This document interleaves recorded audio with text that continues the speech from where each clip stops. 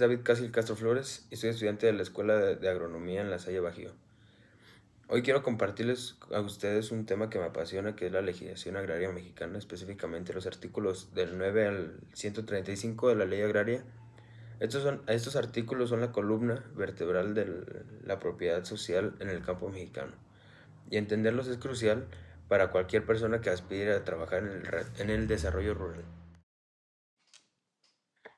En esta presentación exploraremos la estructura y el funcionamiento del ejido, los órganos ejidales, los tipos de tierra, los procedimientos de asamblea, las comunidades agrarias, la creación y extinción del ejido, la expropiación de tierras y las figuras asociativas y empresas agrarias.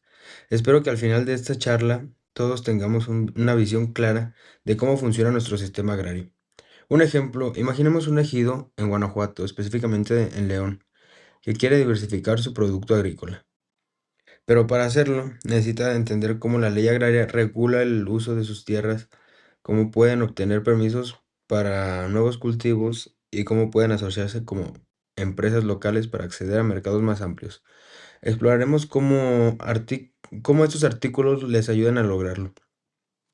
Además, analizaremos casos de éxito y fracaso en la aplicación de estos artículos y discutiremos las reformas necesarias para modernizar la legislación agraria y adaptarla a los desafíos del siglo XXI. Para entender la importancia de estos artículos es fundamental conocer el contexto histórico de la reforma agraria de México. Después de la Revolución Mexicana, se buscó redistribuir la tierra para darles a los campesinos la oportunidad de tener una vida digna. El ejido sugirió como una forma de propiedad social que permita a los campesinos trabajar la tierra de manera colectiva. Hoy en día, el ejido sigue siendo una figura clave en el campo mexicano. Sin embargo, enfrenta muchos desafíos como la falta de financiamiento, la competencia con los grandes productores y la necesidad de adaptarse a los cambios del mercado. Por eso es que es tan importante conocer la legislación agraria y buscar soluciones innovadoras para fortalecer el ejido. Profundizaremos en el impacto de la reforma agraria en la economía y la sociedad mexicana, y analizaremos las diferentes interpretaciones de la ley agraria a lo largo de la historia. También discutiremos el papel de las organizaciones campesinas en la defensa de los derechos de los ejidatarios. Además, examinaremos cómo la legislación agraria se correlaciona con los otros temas importantes, como la seguridad alimentaria, la protección de del medio ambiente y desarrollo sustentable. Entremos en materia y hablemos de la estructura del ejido. El ejido se organiza en torno a tres órganos principales: la Asamblea General, el Comisariado Ejidal y el Consejo de Vigilancia. La Asamblea General es el órgano supremo del ejido. Está integrada a todos los ejidatarios y se encarga de tomar las decisiones más importantes, como la elección del... Un ejemplo, en el ejido La Esperanza, la Asamblea General se reúne cada mes para discutir los problemas de la comunidad y tomar decisiones. En una de esas reuniones decidieron aprobar un proyecto para construir un sistema de riego que beneficiaría a todos los ejidatarios. Analicemos cómo se llevó a cabo esta asamblea, qué temas se discutieron y cómo se tomó la decisión final. El comisariado ejidal es el órgano encargado de la administración y presentación legal del ejido. Está integrado por un presidente, un secretario y un tesorero, que son que son elegidos por la Asamblea General. El comisariado ejecuta los acuerdos de la Asamblea, administra los bienes del ejido y presenta el ejido ante las autoridades. En el artículo 33 detalla las responsabilidades del comisionado, incluye ejecuta los acuerdos de la Asamblea, administra los bienes del ejido y representa el ejido ante las autoridades. En el artículo 33 detalla la responsabilidad del comisionado, incluyendo la convocatoria a la Asamblea, la ejecución de sus acuerdos, la gestión de los bienes del ejido y la representación legal del mismo. Un ejemplo es el presidente del comisionado ejidal de San Isidro. Se encarga de gestionar los recursos del ejido y de representar a la comunidad ante el gobierno municipal para solicitar apoyos en la reproducción agrícola. Veremos cómo el presidente del comisionado ejidal ha logrado obtener financiamientos para proyectos productivos y cómo ha defendido los derechos de los ejidatarios ante las autoridades.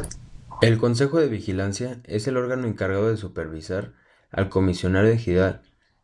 Integrado por un presidente, un secretario y un vocal, que también son elegidos por la Asamblea General.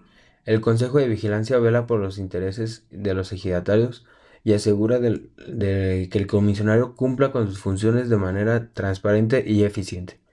En el artículo 35 defiende las funciones del Consejo de Vigilancia que incluye la supervisión del comisionado, la revisión de las cuentas y denuncia las irregularidades ante la Asamblea de la. Un ejemplo es el Ejido del Progreso. El Consejo de Vigilancia detectó que el tesorero del comisionado estaba utilizando fondos del ejido para bienes personales. El Consejo denunció el caso ante la Asamblea y el tesorero fue destituido de su cargo. Analizaremos cómo el Consejo de Vigilancia llevó a cabo la investigación, las pruebas que presentó y cómo logró que se hiciera justicia. Es importante destacar que todos estos tres órganos deben trabajar en conjunto para garantizar el buen funcionamiento del ejido. La Asamblea General toma las decisiones, el comisariado las ejecuta y el Consejo de Vigilancia supervisa que se cumplan. Este sistema de peso y contrapeso es fundamental para evitar abusos y garantizar la participación de todos los ejidatarios. Discutiremos los desafíos que enfrentan estos órganos para cumplir con sus funciones, como la falta de recursos, la capacitación insuficiente y la corrupción. También analizaremos las propuestas que fortalecen estos órganos y hacerlos más eficientes y transparentes. Tipos de tierra y procedimientos de la Asamblea. Ahora hablemos de estos tipos de tierra ejidales. La ley agraria distingue cuatro tipos de tierras principales: las tierras parceladas, tierras de uso común y tierras de asentamiento humano. Y las tierras no solares. Las tierras parceladas son las que asignan individualmente a los ejidatarios por su explotación. Cada ejidatario tiene derecho a trabajar su parcela y obtener los frutos de su trabajo. Sin embargo, la propiedad de la tierra sigue siendo del ejido y del ejidatario no puede venderla, ni rentarla sin la autorización de la Asamblea General. En el artículo 49 establece que los ejidatarios tienen el derecho de usufructo sobre sus parcelas, pero no pueden generar sin cumplir con los requisitos establecidos de la ley. Un ejemplo es don José. Tiene una parcela en el ejido Los Laureles, donde cultiva maíz. Él puede vender el maíz que produce, pero no puede vender la parcela sin la autorización de la Asamblea. Analizaremos cómo don José ha logrado mejorar su producción de maíz utilizando las técnicas de agricultura sustentable y cómo ha obtenido financiamiento para invertir en su parcela. Las tierras de uso común son las que se destinan al beneficio colectivo del ejido. Pueden ser bosques, pastizales, ríos, lagos o cualquier otro recurso natural que sea importante para la comunidad. La Asamblea General es la encargada de decidir cómo se utilizan estas tierras y cómo se distribuyen los beneficios entre los ejidatarios. En el artículo 73 especifica que las tierras de uso común son inalienables, imprescriptibles e invergables, y su aprovechamiento se rige por el reglamento interno del ejido. Un ejemplo, el ejido El Salto tiene un bosque de pinos que es considerado tierra de uso común. La Asamblea General decidió que se puede aprovechar la madera del bosque, pero de manera sostenible. Para no dañar el medio ambiente, analizaremos cómo el ejido ha implementado un programa de manejo forestal sustentable y cómo ha logrado generar ingresos para la comunidad sin dañar el bosque. Las tierras de asentamiento humano son las que se destinan a la construcción de viviendas, escuelas, centros de salud y otros servicios públicos. Esas tierras son propiedad del ejido, pero se utilizan para el beneficio de todos los habitantes del ejido, no solo para los ejidatarios. Un ejemplo es el ejido del Nuevo Amanecer. Se construyó una escuela primaria en tierras destinadas para asentamientos humanos. La escuela beneficia a todos los niños del ejido, sean o no hijos de los ejidatarios. Discutiremos cómo la escuela ha mejorado la calidad de vida de la comunidad y cómo ha contribuido a reducir la deserción escolar. Las tierras no solares son las que se destinan a la construcción de infraestructura productiva como bodegas, almacenes, talleres y fábricas. Esas tierras son propiedad del ejido, pero se utilizan para generar empleos y riqueza para la comunidad. Un ejemplo es el ejido de la Trinidad. Construyó una bodega en tierras no solares para almacenar granos que producen el ejido propio. La bodega ha permitido que el ejido reduzca las pérdidas de las cosechas y mejorar sus ingresos al mismo momento que las mantienen aisladas. Analizaremos cómo la bodega ha contribuido a fortalecer la economía del ejido y cómo ha generado empleos para los jóvenes de la comunidad.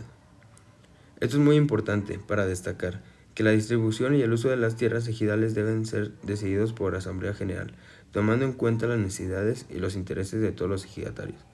La ley agraria establece una serie de requisitos y procedimientos para generar que estas decisiones se tomen de manera justa y transparente. Hablando de las asambleas, cómo se convocan y cómo son los requisitos que deben cumplirse. La convocatoria debe ser con anticipación, indicando el lugar, fecha, hora y orden del día. Es fundamental que todos los ejidatarios sean notificados y que se cumplan en su quórum legal para que las decisiones sean válidas. Si no cumple con el quórum en la primera convocatoria, se debe hacer una segunda convocatoria. Si tampoco hay quórum en la segunda convocatoria, la asamblea puede sesionar con los ejidatarios presentes siempre y cuando representen al menos el 25% del total. En el artículo 26 establece los requisitos para la validez de las asambleas, incluyendo la convocatoria, el quórum y el registro de asistencia. Un ejemplo para aprobar la construcción de la bodega en la Trinidad, el comisionado ejidal provocó la Asamblea General. Se envió una notificación a cada ejidatario con 15 días de anticipación, indicando el lugar, fecha, hora y orden del día. En la primera convocatoria no hubo quórum, en la segunda sí, y se aprobó el proyecto. Analizaremos cómo se llevó a cabo la convocatoria, qué medidas se tomaron para asegurar la participación de todos los ejidatarios y cómo se resolvió el problema de la falta de quórum en la primera convocatoria. Discutiremos los desafíos que enfrentaron los ejidos para tomar decisiones sobre el uso de la tierra, como la falta de información, las influencias de interés externo y la dificultad para conciliar los diferentes puntos de vista de los ejidatarios. También analizaremos las propuestas para mejorar los procedimientos de asamblea y hacerlos más participativos y transparentes. ¿Cuál es la diferencia entre un ejido y una comunidad agraria? El ejido es una forma de propiedad social creada por reforma agraria, mientras que la comunidad agraria es una figura preexistente, reconocido por la ley. Ambas tienen tierras de uso común, pero su origen y estructuras son diferentes. Las comunidades agrarias suelen tener una historia y una cultura más arraigada de los ejidos, y su autoridad tradicional suele tener un papel más importante. La comunidad indígena de Cherán, en Michoacán, es un ejemplo de la comunidad agraria con una larga historia y una fuente de identidad cultural. A diferencia de un ejido, Cherán tiene sus propias autoridades tradicionales que toman decisiones sobre el uso de la tierra y los recursos naturales. Analizaremos cómo la comunidad Cherán ha logrado defender sus derechos territoriales y cómo ha implementado un modelo de autogobierno basado en sus tradiciones y costumbres. ¿Cómo se crea y cómo se extingue un ejido? Un ejido se crea con resolución presidencial. A partir de una solicitud de un grupo de campesinos se exige cuando todos los ejidatarios deciden adoptar el dominio pleno sobre sus parcelas y liquidar el ejido, o por expropiación. La extensión del ejido es un proceso complejo que se requiere la aprobación de las asambleas generales y la autorización agraria. El artículo 23, fracción 9, establece que la Asamblea General puede resolver sobre la terminación del ejido siempre y cuando se cumpla con los requisitos establecidos en la ley. Un ejemplo es el ejido San Juan. Todos los ejidatarios decidieron adoptar el dominio pleno sobre sus parcelas y liquidar el ejido.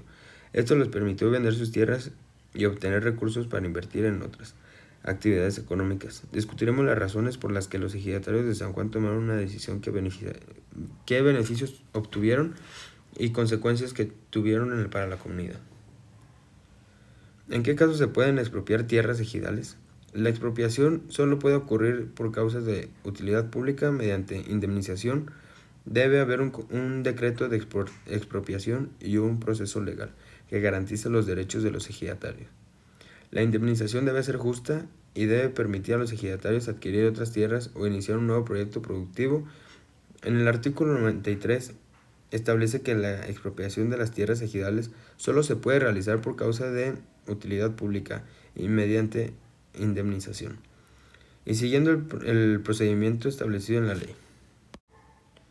El gobierno federal expropió tierras del registro del Carrizal para construir una carretera. Analizaremos cómo se llevó a cabo el proceso de expropiación, qué indemnización recibieron los ejidatarios y cómo se vieron afectados sus derechos. Finalmente, ¿qué figuras asociativas existen en el ámbito agrario? Tenemos la Unión de los Ejidos, la Asociación Rurales de Interés Colectivo, que es la ARIC, la Sociedad de Producción Rural, que es la SPR, y las cooperativas. Estas figuras permiten que los ejidatarios unirse para producir y comercializar y acceder al financiamiento.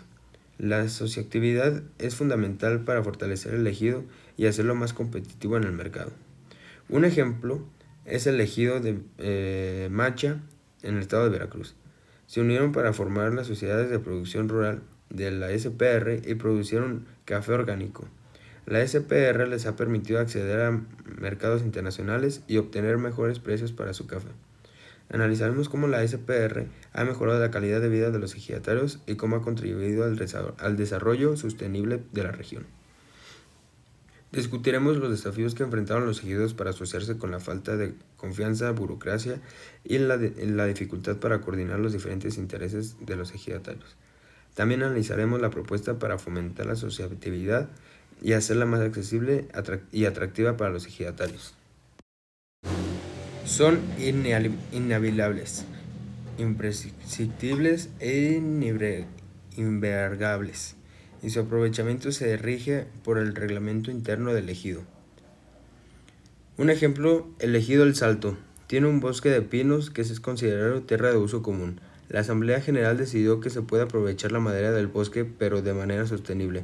Para no dañar el medio ambiente, analizaremos cómo el ejido ha implementado un programa de manejo forestal sustentable y cómo ha logrado generar ingresos para la comunidad sin dañar el bosque. Las tierras de asentamiento humano son las que se destinan a la construcción de viviendas, escuelas, centros de salud y otros servicios públicos. Esas tierras son propiedad del ejido, pero se utilizan para el beneficio de todos los habitantes del ejido, no solo para los ejidatarios. Un ejemplo es el ejido del Nuevo Amanecer. Se construyó una escuela primaria en tierras destinadas para asentamientos humanos. La escuela beneficia a todos los niños del ejido, sean o no hijos de los ejidatarios. Discutiremos cómo la escuela ha mejorado la calidad de vida de la comunidad y cómo ha contribuido a reducir la deserción escolar. Las tierras no solares son las que se destinan a la construcción de infraestructura productiva como bodegas, almacenes, talleres y fábricas. Esas tierras son propiedad del ejido, pero se utilizan para generar empleos y riqueza para la comunidad. Un ejemplo es el ejido de la Trinidad. Construyó una bodega en tierras no solares para almacenar granos que producen el ejido propio. La bodega ha permitido que el ejido reduzca las pérdidas de las cosechas y mejorar sus ingresos al mismo momento que las mantienen aisladas. Analizaremos cómo la bodega ha contribuido a fortalecer la economía del ejido y cómo ha generado empleos para los jóvenes de la comunidad. Esto es muy importante para destacar que la distribución y el uso de las tierras ejidales deben ser decididos por Asamblea General, tomando en cuenta las necesidades y los intereses de todos los ejidatarios. La ley agraria establece una serie de requisitos y procedimientos para generar que estas decisiones se tomen de manera justa y transparente. Hablando de las asambleas, cómo se convocan y cómo son los requisitos que deben cumplirse. La convocatoria debe ser con anticipación, indicando el lugar, fecha, hora y orden del día. Es fundamental que todos los ejidatarios sean notificados y que se cumplan en su quórum legal para que las decisiones sean válidas. Si no cumple con el quórum en la primera convocatoria, se debe hacer una segunda convocatoria. Si tampoco hay quórum en la segunda convocatoria, la asamblea puede sesionar con los ejidatarios presentes siempre y cuando representen al menos el 25% del total. En el artículo 26 establece los requisitos para la validez de las asambleas, incluyendo la convocatoria, el quórum y el registro de asistencia. Un ejemplo para aprobar la construcción de la bodega en la Trinidad, el comisionado ejidal provocó la Asamblea General. Se envió una notificación a cada ejidatario con 15 días de anticipación, indicando el lugar, fecha, hora y orden del día. En la primera convocatoria no hubo quórum, en la segunda sí, y se aprobó el proyecto. Analizaremos cómo se llevó a cabo la convocatoria, qué medidas se tomaron para asegurar la participación de todos los ejidatarios y cómo se resolvió el problema de la falta de quórum en la primera convocatoria. Discutiremos los desafíos que enfrentaron los ejidos para tomar decisiones sobre el uso de la tierra, como la falta de información, las influencias de interés externo y la dificultad para conciliar los diferentes puntos de vista de los ejidatarios. También analizaremos las propuestas para mejorar los procedimientos de asamblea y hacerlos más participativos y transparentes. ¿Cuál es la diferencia entre un ejido y una comunidad agraria? El ejido es una forma de propiedad social creada por reforma agraria, mientras que la comunidad agraria es una figura preexistente, reconocido por la ley. Ambas tienen tierras de uso común, pero su origen y estructuras son diferentes. Las comunidades agrarias suelen tener una historia y una cultura más arraigada de los ejidos, y su autoridad tradicional suele tener un papel más importante. El gobierno federal expropió tierras del registro del Carrizal para construir una carretera. Analizaremos cómo se llevó a cabo el proceso de expropiación, qué indemnización recibieron los ejidatarios y cómo se vieron afectados sus derechos. Finalmente, ¿qué figuras asociativas existen en el ámbito agrario? Tenemos la Unión de los Ejidos, la Asociación Rurales de Interés Colectivo, que es la ARIC, la Sociedad de Producción Rural, que es la SPR, y las cooperativas. Estas figuras permiten que los ejidatarios unirse para producir y comercializar y acceder al financiamiento. La asociatividad es fundamental para fortalecer el ejido y hacerlo más competitivo en el mercado. Un ejemplo es el ejido de Macha en el estado de Veracruz. Se unieron para formar las sociedades de producción rural de la SPR y producieron café orgánico. La SPR les ha permitido acceder a mercados internacionales y obtener mejores precios para su café. Analizaremos cómo la SPR ha mejorado la calidad de vida de los ejidatarios y cómo ha contribuido al desarrollo sostenible de la región. Discutiremos los desafíos que enfrentaron los ejidos para asociarse con la falta de confianza, burocracia y la dificultad para coordinar los diferentes intereses de los ejidatarios. También analizaremos la propuesta para fomentar la asociatividad y hacerla más accesible y atractiva para los ejidatarios. Son inalienables, imprescindibles e invergables, y su aprovechamiento se rige por el reglamento interno del ejido. Un ejemplo, el ejido El Salto. Tiene un bosque de pinos que es considerado tierra de uso común. La Asamblea General decidió que se puede aprovechar la madera del bosque, pero de manera sostenible. Para no dañar el medio ambiente, analizaremos cómo el ejido ha implementado un programa de manejo forestal sustentable y cómo ha logrado generar ingresos para la comunidad sin dañar el bosque. Las tierras de asentamiento humano son las que se destinan a la construcción de viviendas, escuelas, centros de salud y otros servicios públicos. Esas tierras son propiedad del ejido, pero se utilizan para el beneficio de todos los habitantes del ejido, no solo para los ejidatarios. Un ejemplo es el ejido del Nuevo Amanecer. Se construyó una escuela primaria en tierras destinadas para asentamientos humanos. La escuela beneficia a todos los niños del ejido, sean o no hijos de los ejidatarios. Discutiremos cómo la escuela ha mejorado la calidad de vida de la comunidad y cómo ha contribuido a reducir la deserción escolar. Las tierras no solares son las que se destinan a la construcción de infraestructura productiva como bodegas, almacenes, talleres y fábricas.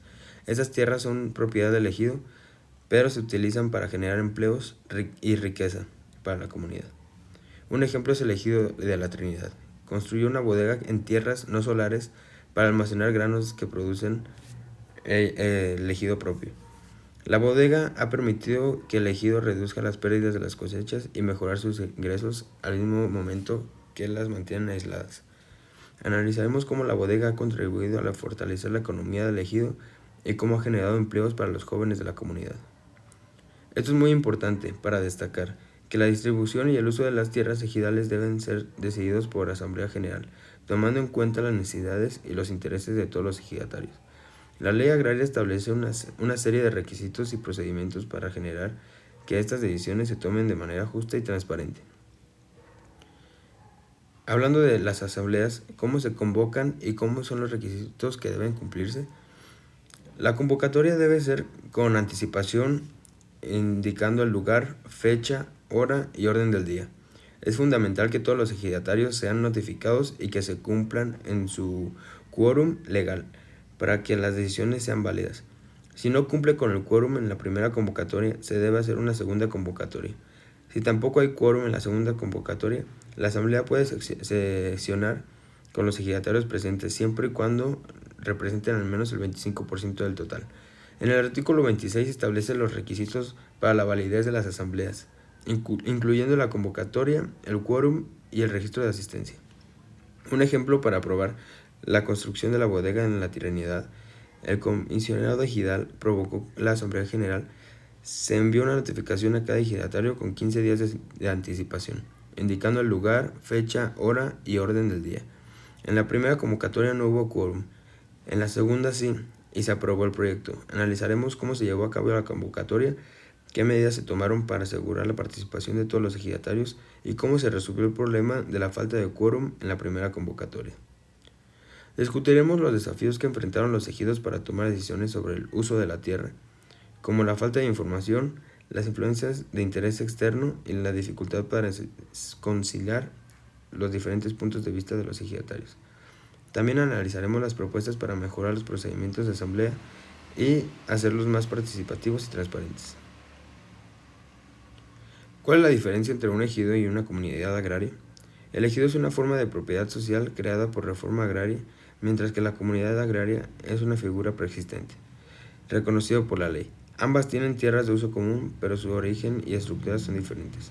Las comunidades agrarias suelen tener una historia y una cultura más arraigada de los ejidos, y su autoridad tradicional suele tener un papel más importante. El gobierno federal expropió tierras del registro del Carrizal para construir una carretera. Analizaremos cómo se llevó a cabo el proceso de expropiación, qué indemnización recibieron los ejidatarios y cómo se vieron afectados sus derechos. Finalmente, ¿qué figuras asociativas existen en el ámbito agrario? Tenemos la Unión de los Ejidos, la Asociación Rurales de Interés Colectivo, que es la ARIC, la Sociedad de Producción Rural, que es la SPR, y las cooperativas. Estas figuras permiten que los ejidatarios unirse para producir y comercializar y acceder al financiamiento. La asociatividad es fundamental para fortalecer el ejido y hacerlo más competitivo en el mercado. Un ejemplo es el ejido de Macha en el estado de Veracruz. Se unieron para formar las sociedades de producción rural de la SPR y producieron café orgánico. La SPR les ha permitido acceder a mercados internacionales y obtener mejores precios para su café. Analizaremos cómo la SPR ha mejorado la calidad de vida de los ejidatarios y cómo ha contribuido al desarrollo sostenible de la región. Discutiremos los desafíos que enfrentaron los ejidos para asociarse con la falta de confianza, burocracia y la dificultad para coordinar los diferentes intereses de los ejidatarios. También analizaremos la propuesta para fomentar la asociatividad y hacerla más accesible y atractiva para los ejidatarios, y cómo ha contribuido a reducir la deserción escolar. Las tierras no solares son las que se destinan a la construcción de infraestructura productiva como bodegas, almacenes, talleres y fábricas. Estas tierras son propiedad del ejido, pero se utilizan para generar empleos y riqueza para la comunidad. Un ejemplo es el ejido de la Trinidad. Construyó una bodega en tierras no solares para almacenar granos que producen el ejido propio. La bodega ha permitido que el ejido reduzca las pérdidas de las cosechas y mejorar sus ingresos al mismo momento que las mantienen aisladas. Analizaremos cómo la bodega ha contribuido a fortalecer la economía del ejido y cómo ha generado empleos para los jóvenes de la comunidad. Esto es muy importante para destacar que la distribución y el uso de las tierras ejidales deben ser decididos por Asamblea General, tomando en cuenta las necesidades y los intereses de todos los ejidatarios. La ley agraria establece una serie de requisitos y procedimientos para generar que estas decisiones se tomen de manera justa y transparente. Hablando de las asambleas, cómo se convocan y cómo son los requisitos que deben cumplirse. La convocatoria debe ser con anticipación, indicando el lugar, fecha, hora y orden del día. Es fundamental que todos los ejidatarios sean notificados y que se cumplan en su quórum legal para que las decisiones sean válidas. Si no cumple con el quórum en la primera convocatoria, se debe hacer una segunda convocatoria. Si tampoco hay quórum en la segunda convocatoria, la asamblea puede sesionar con los ejidatarios presentes siempre y cuando representen al menos el 25% del total. En el artículo 26 establece los requisitos para la validez de las asambleas, incluyendo la convocatoria, el quórum y el registro de asistencia. Un ejemplo para aprobar la construcción de la bodega en la Trinidad, el comisionado ejidal provocó la Asamblea General. Se envió una notificación a cada ejidatario con 15 días de anticipación, indicando el lugar, fecha, hora y orden del día.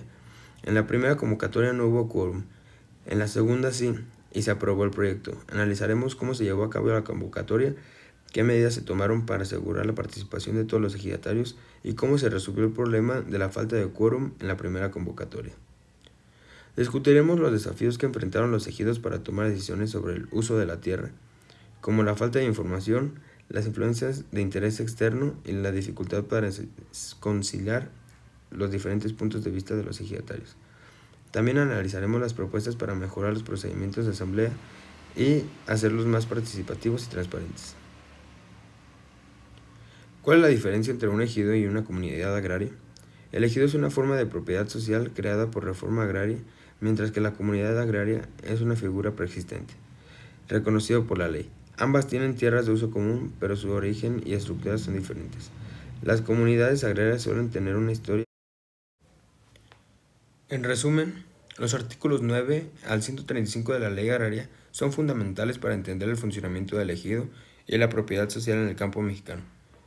Estos artículos establecen los derechos y obligaciones de los ejidatarios, la estructura y los órganos del ejido, los tipos de tierra, los procedimientos de la asamblea, las comunidades agrarias, la creación y extinción del ejido, la expropiación de tierras y las figuras asociativas.